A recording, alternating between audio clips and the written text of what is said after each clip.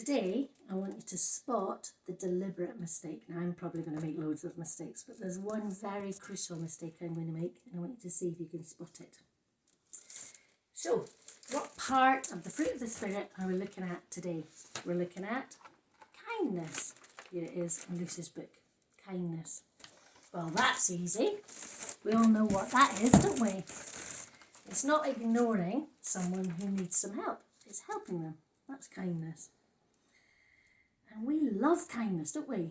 We love it when we see it in films and books. And we love it when other people are kind. We love kindness. You know, I'm an English teacher, and I often ask children what their favourite book is. And often the answer is they love the book Wonder. You've maybe seen the film Wonder or read the book yourself. And it's all about kindness. It's a great book if you've not read it. But it's a lot about kindness, and we love it. We love it. And you know, we love it when people are kind to us, don't we? We love it when we go to someone else's house and they let us play with all their toys and they don't boss us about or tell us not to touch things, especially when it's things we don't have. And we love it when grown-ups who are really busy, but they actually take the time to listen to us, listen to our big long stories, or maybe go and play football with us in the garden. We love that. We love it when people share their sweeties, especially when it's a sweetie we really like and we're feeling hungry. We love it. And we love it if we're feeling a bit left out and we've got nobody to play with and somebody says, "Do you want to play with us?" We really love that. And we love it when someone else lets us be the leader of the game and be the boss and tell everybody what to do. We love that. And we love it when we mess up and nobody goes and tells tales on us. We love that. But you know, the funny thing is about kindness. We all know what it is. We love it. But we find it impossible to do. And you know, it's a funny thing. I teach this book and lots of children tell me that's their very favourite book. And then those same children, I see them be really unkind to other people. Quite often teachers can say, children can be very cruel. But you know, I've noticed that adults can be just as cruel. Adults, we can ignore people when they need our help because we just think we're too busy. We can be unkind and not invite them into our groups, just the same as children. And why is that? Why do we find it so difficult to be kind, to say a kind word, and yet we find it so easy to say nasty things? Well, the Bible tells us that's sin. And sin is really putting self in the place of God. And so it's all about me. So when somebody comes to play with my things, I'm like, "Oh, don't touch that, you might break it. It's mine." Or when I've got to listen to my granny tell the same old story, I'm like, "Oh, but I want to watch a film. I want to play with my friends. I don't want to listen to you." Or when I've got sweeties, I don't really want to share them with everybody because then there'll be none left for me. Or when there's somebody weird, I don't want to invite them to play because everyone else might think I'm weird as well, and that would be horrible. Or I don't want them to play someone else's game. I want to be the leader because my game's the best. Or I quite like to tell on that person because they were really bad. I want to tell on them. And you know, that's the way we are. We're not kind. But you know, God isn't like that. The Bible tells us that God is kind. The Bible, there's so many times in the Bible it tells us God is kind. He is so kind. And it's not about him, it's all about us. And we can see that particularly in Jesus. The way Jesus lived his life was so kind. And you know, Jesus once told a story, a really famous story, you'll know it. You know the one where the Samaritan gets beaten up and then left for dead. And then the two people of God, in fact, they worked in the temple, quite important guys, they came and they saw him, they ignored him, just went straight by on the other side. And then a nun came out of the guy and he helped him out. Remember that story?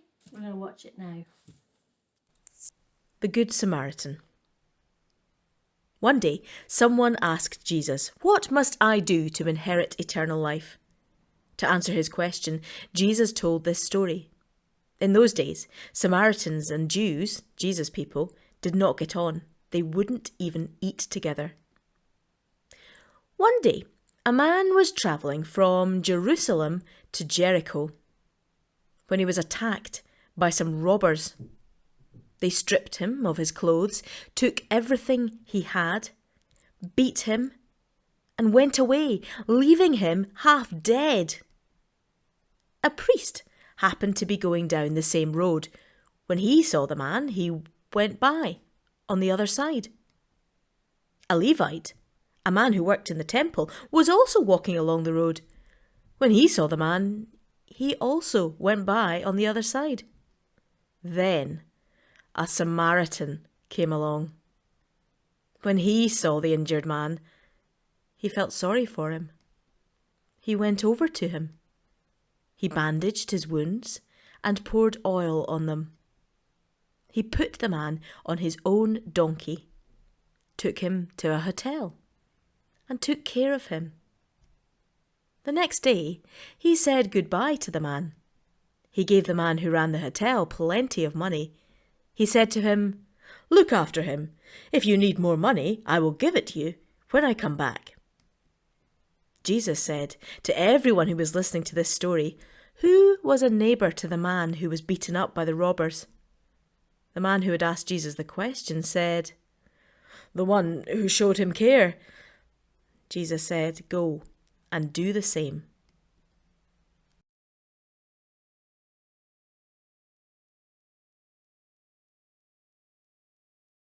Did you spot the deliberate mistake that I made? Of course you did. It wasn't the Samaritan that got beaten up. The Samaritan was the one that helped. And you know, that was a big shock, Jesus telling that story. Because the Samaritan wasn't one of God's people. He was like an outsider, and he was the one who was really kind. He was the one who didn't ignore the man. He was the one who paid money, his own money, to help the man.